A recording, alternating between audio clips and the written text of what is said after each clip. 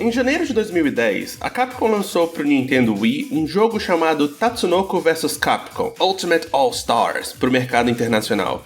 E isso mudou o mundo, porque fez milhões de pessoas se perguntarem o que é uma Tatsunoko. A Tatsunoko Production é um estúdio de anime super antigo, e um de peso. Nos anos 60, 70 e um pouco dos 80, eles criaram vários ícones da cultura pop japonesa, desde desenhos de comédia tipo Time Bokan, até séries de ação com super-heróis, como Shinzo Ningen Kashern, Hurricane Polymar e, claro, Kagaku Ninja Tai Gatchaman, também conhecido como Batalha dos Planetas ou G-Force por aqui. E nas décadas desde então, a Tatsunoko ficou só fazendo remakes dessas propriedades, ou spin-offs delas, porque pra que mexer em time que tá ganhando, né? Eu tô exagerando, claro, mas não dá pra negar que é uma constante bem constante desse estúdio. E isso foi notavelmente presente nos anos 90. Naquela década, a Tatsunoko basicamente só fez duas coisas. Animes... bom, não cópias da Disney, mas tipo... comensais da Disney, feitos em colaboração com a Itália, e novas versões desses velhos animes de herói. Tivemos o OVA de Kashern, que inclusive veio pro Brasil, tivemos o OVA de Gatchaman, tivemos Speed Racer X, olha só, tem vídeo desse no canal, e por fim, tivemos o tópico deste vídeo, Tekkaman Blade, o Cavaleiro Espacial. Tekkaman Blade é um reboot, reimaginação, enfim, é uma nova versão do anime Uchu no Kishi Tekkaman, de 1975. Na história desse primeiro anime, a Terra está à beira da destruição, porque os humanos cuidaram muito mal dela. Era legal quando isso parecia um exagero, né? Enfim, por causa disso, os humanos resolvem então ir pro espaço atrás de uma resposta pro problema, mas alienígenas misteriosos imediatamente começam a abater suas naves. E uma dessas naves era do pai do nosso protagonista estranhamente vestido, Joji Minami, que é então recrutado por um super cientista para lutar ao lado de um robô chamado Pegas, como Tekkaman, o Cavaleiro Espacial, e resolver nossas diferenças com os aliens do mal. Só pra ser transparente, eu só vi uns 3 episódios de Tekkaman Vintage. Sinto que eu vou perder alguns de vocês por falar isso, mas o meu limite pra anime velho é anos 80. A partir dos anos 70, não me desce. E por isso, eu não tenho opinião sobre Tekkaman Vintage. E sei lá, é aquele tipo de coisa. Se você gosta desse tipo de anime, a minha opinião faria mesmo alguma diferença? Pois. Mas como eu disse, anos 90, anos da Tatsunoko reviver velhas franquias. E em 1992, Tekkaman Blade estreou, durando 49 episódios no total. Então, como eles modernizaram o velho Tekkaman pro público radical da década de 90? Bom, veremos. Para começar, a sinopse. É o futuro, e dessa vez, a Terra até que vai bem. Tão bem que a humanidade até construiu o chamado Anel Orbital, um tipo de enorme estação espacial circundando a Terra que permitiria fácil viagem interestelar para nós, terráqueos. Só que aí, claro que dá tudo errado, e a Terra é subitamente invadida por uma cruel raça alienígena, os Radam, que limpam e ocupam o Anel Orbital e invadem a Terra também, plantando plantas alienígenas misteriosas no solo terrestre com algum propósito sinistro. E as coisas ficam assim por um tempo, com a humanidade vivendo em guerra com e morrendo de medo dos Radam, até o dia fatídico em que Aki Kisaragi e Noal Vereuze, 2 membros de uma força-tarefa especial anti-Radam, conhecida como os Space Knights, encontram um rapaz misterioso que cai do espaço na Terra. O rapaz diz não lembrar quem é ou de onde vem, só de sua missão, exterminar os Radam. Após ver como ele é agressivo e arisco, Aki e Noal o apelidam de D-Boy, que é a abreviação de Dangerous Boy. É um dos apelidos mais forçados da face da Terra, mas o anime realmente quer fazer barro acontecer. Enfim, mas o D-Boy não é só um carinha aleatório que cai do espaço, ele consegue usar uma tecnologia misteriosa para blindar o próprio corpo e se transformar em Tekkaman Blade ao gritar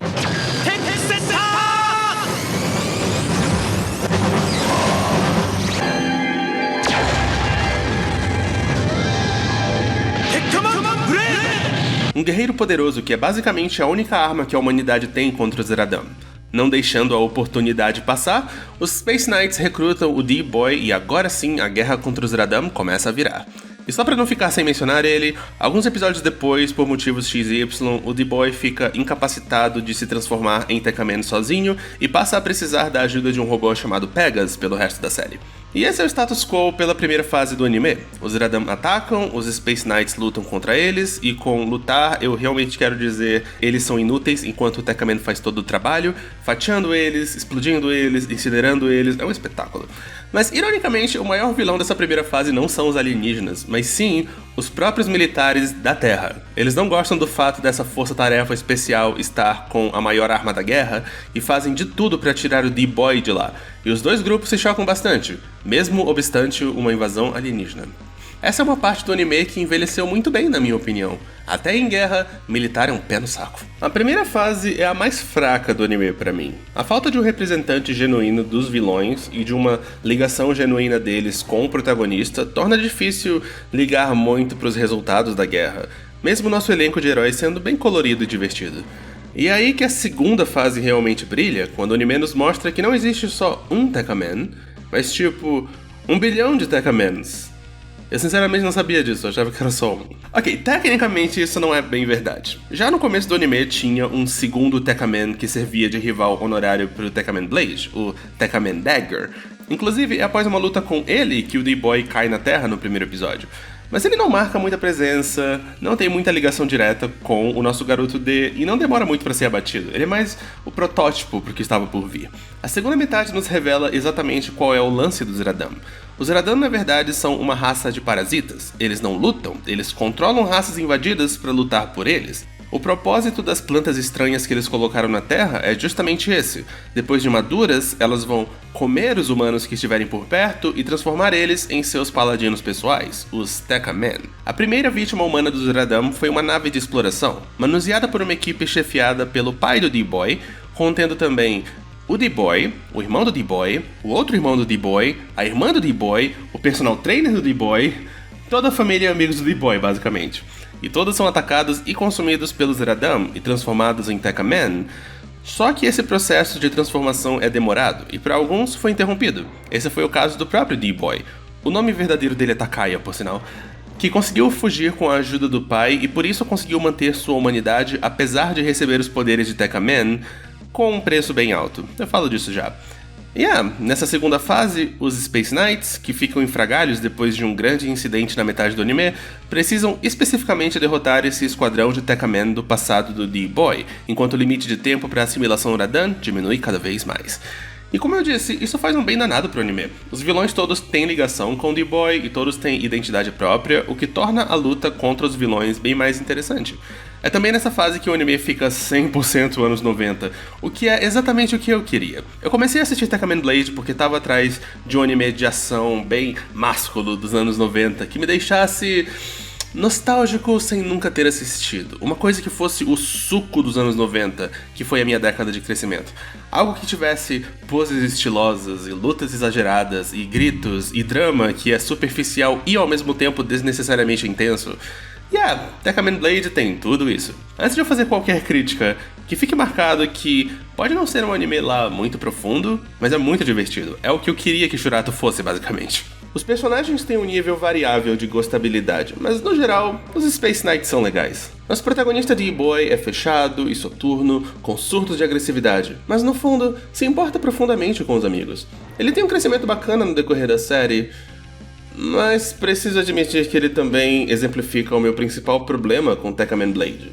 Basicamente, o anime nunca me convence da amizade crescente do D-Boy para com os demais personagens, por mais que o texto do anime fique dizendo que eles super estão ficando mais amigos com o tempo.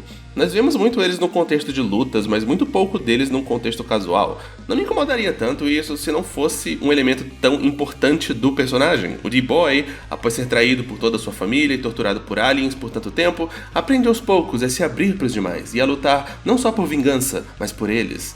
Aliás, isso também me incomoda, porque conceitualmente eu adoro esse arco de personagem, mas em execução ele peca um pouco. O D-Boy também tem um romance com a Aki que, mais uma vez, não é muito convincente, no sentido de que não é uma evolução gradual da relação dos dois, é só um belo dia ela ajuda ele a se reerguer no meio de uma luta cruel, é muito dramático e poético e tal, e aí, pronto, amor instantâneo. Todo mundo já está marcando o casamento dos dois. E tipo, os momentos deles pós essa reviravolta são fofos. Eu só queria que não fosse uma reviravolta, entende? Varia muito o quanto nós aprendemos sobre cada personagem. Por um lado, você tem personagens tipo a Aki, sobre a qual aprendemos muito pouco no decorrer da série, e por outro você tem personagens tipo o Balzac, que tem toda uma jornada pessoal durante o anime que eu adoro. Para explicar melhor, o Balzac é um membro dos militares, que se infiltra nos Space Knights para obter mais dados sobre o Tekkaman Blade, dados esses que depois são retrabalhados para transformar o Balzac no Tekkaman artificial Sol Tekkaman. Mais um Tekkaman pra lista. Na infância, Balzac e um amiguinho dele eram meninas de rua que faziam de tudo para sobreviver, até que foram capturados pelos militares que viram potencial neles e os transformaram em soldados. Adultos, os dois passam a querer subir o mais alto possível nesse mundo, para nunca mais voltar àquele passado deplorável, o que não funciona para o amigo do Balzac, que tragicamente morre em combate. O que deixa o Balzac afetado e mais instável nessa guerra. Em suma, o que eu quero dizer é que o Balzac tem bastante coisa informando o personagem dele e eu gosto disso. E mesmo o anime não tendo muito disso, ele tem disso, o que é um ponto a mais pra ele. Mais uma vez, sinto que o anime não usa isso a seu potencial máximo. Depois que o Balzac inevitavelmente entra pros Space Knights como o sexto Ranger do anime, ele não tem interações muito interessantes com os outros personagens antes de morrer no final. Mas a questão é, ele é da hora. O arco dele é justo o tipo de coisa que me apetece e que eu tava procurando. Mas os inimigos do D-Boy não são só os alienígenas e a família dele, mas também ele mesmo. Por ser um Tekkaman incompleto, o Blade tem um monte de desvantagens, que só vão aumentando no decorrer da série. No início aprendemos que ele só pode ficar transformado por 30 minutos. Passando disso, a mente dele é tomada pelo instinto Radam nele e ele fica do mal. Inclusive, em um certo ponto da série, isso faz ele quase matar uma outra menininha dos Space Knights. É tudo dramático, intenso, tem muitos gritos, muito choro, é tudo de bom. E depois que isso perde a graça, o anime vai piorando a situação dele.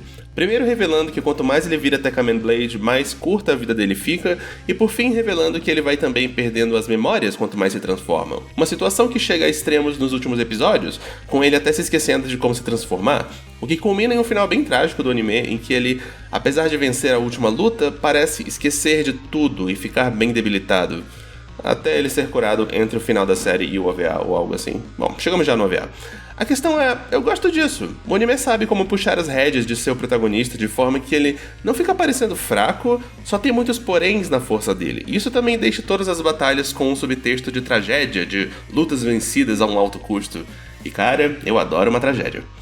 Como eu disse, são vários Tekkaman inimigos. Tekkaman X, Tekkaman Lance, Tekkaman Sword, Tekkaman Omega, mas o mais importante é o irmão gêmeo do D-Boy, o Tekkaman Evil. Cara, eu amo os anos 90. O lance dele é que ele sempre teve uma forte rivalidade com o irmão no decorrer da vida. Sempre se sentiu menos amado que ele pelos pais, sempre se sentiu como o gêmeo inferior, por mais que se esforçasse e se destacasse mais que ele. E logo, quando ele virou Tekkaman e foi tomado pelos Radam, esses sentimentos só se intensificaram, e por causa disso, ele é o rival principal do D-Boy na história. E sim, eu também gosto muito dessa ligação e desse drama entre os dois. Mas mais uma vez, sinto que foi desperdiçado um pouco. O anime dedica várias cenas ao Evil, o nome dele é Shinya, por sinal, refletindo sobre essa rivalidade, sobre seus sentimentos de inferioridade durante a infância e tal, mas ele tá sendo controlado pelos Radam nessas ocasiões, então é um drama que não é 100% genuíno. Ele só é libertado dos Radam depois de ser derrotado pelo D-Boy no final do anime, e aí, em seu leito de morte, o Shinya pede desculpas, fala que ama o irmão e que eles sempre terão Paris e não sei o que. O que não me desce muito bem. Se fosse eu faria ele se libertar do controle dos Radam antes da batalha final. Ele voltaria a si, mas decidiria seguir com a luta mesmo assim, tipo, ele se aproveitando do pretexto dos Radam como desculpa pra acertar as coisas. Aliás, escrevendo isso eu percebi que ele é basicamente o Guy. Tatsunoko. E só pra fechar essa parte dos personagens, por sinal, esses não são todos os personagens, só os que eu achei interessante falar, quero dedicar um momento pra falar um pouquinho da Levin. A Levin é uma personagem bem interessante para o anime do começo da década de 90. Essencialmente, ela, que é a mecânica dos Space Knights, é uma mulher trans. Claro que no decorrer da série os personagens só a identificam como Okama, que dá para traduzir como crossdresser assim, mas o único episódio foco dela deixa claro que é bem mais que isso. No episódio em questão, que é o 31, os Space Knights se veem numa cidade fantasma cheia de bêbados, e a Levin conhece e fica caidinha pelo líder dos bêbados, que revela-se ser a líder dos bêbados. Uma mulher que se veste de homem, uma que está disposta a morrer lutando para vingar o marido que morreu pros Radam. Dito isso, a Levin deixa bem claro a diferença que existe entre as duas. だからって無理して男のふりをすることないんじゃない？君だって無理して女のふりをしているではないか。ブー、残念でした。私は好きで女になったの。女に生まれればよかったっていつも思ってたのよね。他人にはいろいろ言われるけど、私は平気。だってこれが一番自分に素直な姿なんだもん。Não vou começar aqui um discurso sobre se isso é boa ou má representação, eu, Sago, homem cis, mas é surpreendente de ver em 1992. E não só isso, como ela não é corrigida no final da história e não morre, apesar de ser constantemente alívio cômico e alvo de umas piadas cruéis.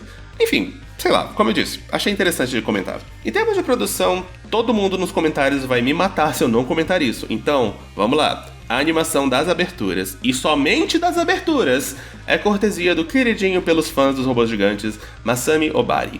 Naturalmente, se você conhece o Obari, sabe que elas são super bonitonas. Já a animação do anime em si é menos bonitona, especialmente no começo dele, em que você pode fazer um joguinho pessoal contando o número de vezes que eles reciclam as mesmas sequências do Tekamen cortando uradams aleatórios. Além da animação ser travada em geral e designs de personagens ficarem em constante fluxo, tipo, não é a pior coisa dos anos 90, mas também não é a melhor coisa dos anos 90. Dito isso, eu sou da opinião que visualmente o anime melhora bastante com o tempo. A animação é usada de forma mais inteligente, recicla menos e brinca mais com ângulos e poses exageradas e tal. Sabe, anos noventice. E não acontece o completo descarrilhamento da animação que teve em Shurato, que por si só já é um grande pró. Na trilha sonora temos Kaoru Wada, o que quer dizer que ela é ótima, mas me faz pensar em Inuyasha constantemente. O cara tem um estilo bem reconhecível, sabe? E as aberturas são bem legais. Em conclusão, Tekamen Blade é o anime do Toonami que nunca passou no Toonami, o anime da Manchete que nunca passou na Manchete.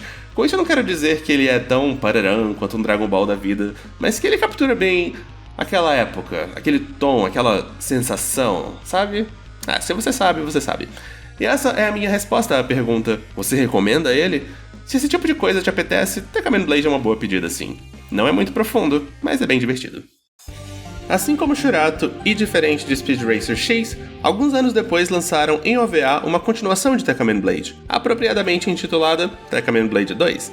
Ela conta com 6 episódios, novos personagens e não muita popularidade. A história se passa 10 anos após os eventos da série de TV. Na série de TV, o D-Boys e os Space Knights conseguiram repelir os Radam, mas a guerra não parou. Eles simplesmente passaram a mandar unidades de outros planetas para atacar a Terra, outros Tekamen. E para contra-atacar, temos uma nova unidade de Space Knights, liderada pela Aki, com o D-Boy atuando como, sei lá, o estagiário da equipe. E eles são o foco dessa nova aventura. Mas a protagonista efetiva é a mais nova Tekamen da equipe, uma jovem alegre e desastrada chamada Yumi François. E através dela, vamos conhecendo o resto da equipe e o mundo em que essa nova aventura se situa. O OVA essencialmente conta 3 histórias. A primeira é a introdutória, em que a Yumi vai aprendendo a ser Tekamen, errando muito no caminho, mas sempre encarando tudo com uma boa atitude. A segunda é a romântica, em que aprendemos que a Yumi é super afim do D-Boy e está disposta a ser a rival da Aki pelas afeições dele e... eu odeio isso. Eu me recuso a acreditar que alguém viu Tekamen Blade e falou: sabe, esse anime é legal, mas eu sinto que o D-Boy ficaria melhor com uma adolescente insuportável. E se alguém disse isso, deviam estar se referindo a Millie, aquela menina que o Tekamen quase mata na série principal. O que ainda seria idiota, mas teria um pouquinho mais de cabimento. Enfim, é besta, facilmente a pior parte do OVA. E a terceira gira em torno do David, outro dos Tekamen dessa nova equipe, e como ele faz amizade com esse rapaz andrógeno chamado Dead End, o que vira uma tragédia quando é revelado que o Dead End é um Tekamen inimigo e os dois precisam lutar até a morte. É a parte mais forte do OVA, na minha opinião. É um drama bom. Mas o ponto mais forte desse OVA, naturalmente, é a animação. Sem os limites impostos pelo lançamento semanal e sem a maldição que acometeu Shurato, eles são muito bonitos, animação noventista em sua melhor forma. E fora isso, eu até que gosto da evolução de mundo dele. O OVA explica que os humanos que começaram a ser convertidos em Tekamen no final da série acabaram ficando com o estigma de não confiáveis, de manchados pelos aliens, e apesar disso ter permitido a criação de mais Tekamen para proteger a Terra, também levou a divisas sociais e preconceito e tal. Basicamente, é uma evolução natural de mundo, tenho que elogiar isso pelo menos. Mas de resto... não é intragável nem nada assim, mas definitivamente não é divertido como a série de TV é. Pra começar, a protagonista é ruim. Deve haver fãs da Yumi em algum lugar, mas eu não sou um deles. Eu não gosto da voz dela, eu não gosto do lance dela com o D-Boy, não faço questão da existência dessa menina. E aliás, eu também não gosto do D-Boy nesse OVA. O comportamento dele me incomoda e eu não gosto de como ele é derrotado umas 2 vezes só pra mostrar como o inimigo é fortão e tal. E aliás, o resto do elenco também não brilha. E apesar do conceito base da série especificamente se referir a Tekkamen interplanetários, nós vemos poucos deles. O único Tekkamen inimigo com bastante destaque é o Dead End, só que ele é terráqueo, então não é muito diferente dos Tekkamen da série de TV. Sei lá, achei uma ideia desperdiçada. E por fim, trocaram um compositor musical. E apesar das melodias de Takashi Kudo não serem ruins, ele definitivamente não é Kaoru Wada. Tekkamen Blade 2 não é muito querido pelos fãs, e dá pra entender. Ainda acho que vale a pena conferir se você terminou o Tekkamen Blade normal, mesmo se só pelo visual lindíssimo, mas eu fico aliviado que são só 6 episódios e não mais 49. Eu sinto que ia cometer um crime se tivesse que lidar com dezenas de episódios de um triângulo amoroso idiota. E por fim, para o lançamento em Laserdisc do anime, em 1998, foram produzidos mais 3 OVAs, esses bem pequenos, contando com só uns 9 minutos de duração cada. Vamos a eles, não necessariamente em ordem. Primeiro, Tekkamen Blade Moeta Toke, ou O Relógio em Chamas. Ele se passa logo após a batalha final entre os Tekkamen Blade e Evil. Após ser libertado do controle do Zeradan, o Shinya reflete sobre sua vida e sua rivalidade com o irmão antes de morrer. Literalmente é a vida dele passando diante dos olhos. Não é essencial para entender a série nem nada assim, mas é bem dirigido e bem legal. Como eu disse, esse é um aspecto da história que eu gosto, então aceito expansões. O segundo é Tekkamen Blade Twin Blood. Esse é uma versão alternativa da primeira luta entre os Tekkamen Blade e Evil, agora mais violenta, porque em OVA o céu é o limite. A parte mais interessante desse pra mim é que os Tekkamen têm um design um pouco diferente da série de TV, menos robótico e mais alienígena em aparência. A transformação do D-Boy, inclusive, é bem mais grotesca, bem mais biológica. É interessante. E por fim, Tekkamen Blade Missing Link, o mais bizarro dos 3. Ele parece se passar no espaço entre o final de Tekkamen Blade e o começo de Blade 2, apesar de apresentar uma contradição bem gritante, e basicamente ele é tipo um resumão de um anime que não existe, explicando um monte de eventos bem doidos que levaram a Blade 2, e geralmente esses eventos mostram a Aki em uma luz bem negativa. Ela basicamente fica louca após ter que lidar com o D-Boy semi-vegetativo que vemos no final de Blade 1 e por isso toma várias decisões ruins. A cena mais bizonha é logo no começo do OVA, em que ela fica frustrada por não conseguir fazer intimidades com o rapaz vegetativo e... eu sei lá, eu não gostei de assistir esse OVA. E por fim, tem os mangás, que eu não tenho como ler, então eu não tenho opinião. Mas teve mangás, um de Tekkamen Blade e um de Tekkamen Blade 2. O de Blade 1 é de autoria de Noritaka Suzuki e o 2 é de autoria de Rei Nakahara. E é isso, essa foi a saga de Tekkamen Blade. Eu me sinto tão anos 90 agora, é ótimo. E agora, como já devem imaginar, hora das...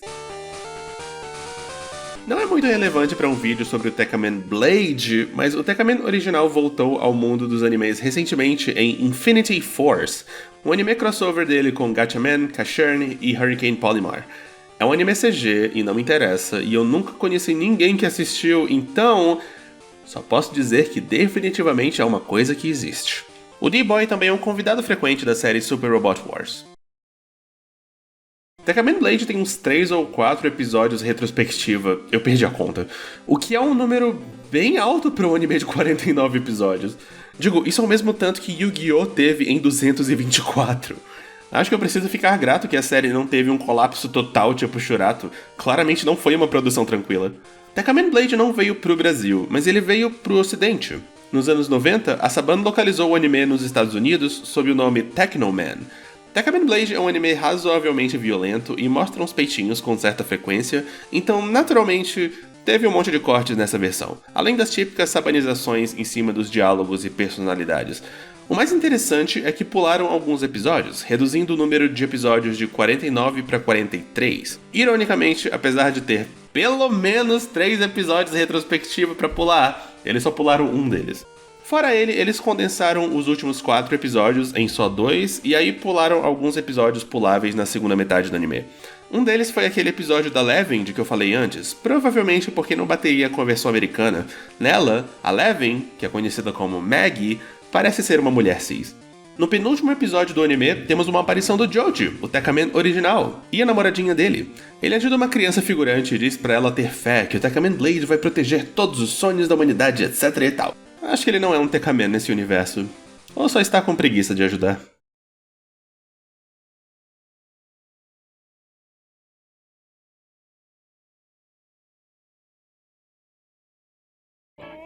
Tekkaman. Tekkaman. Tekkaman. Tekkaman. Tenho mais algum Tekkaman. Eu não conheço aqui! Aí eu vou embora.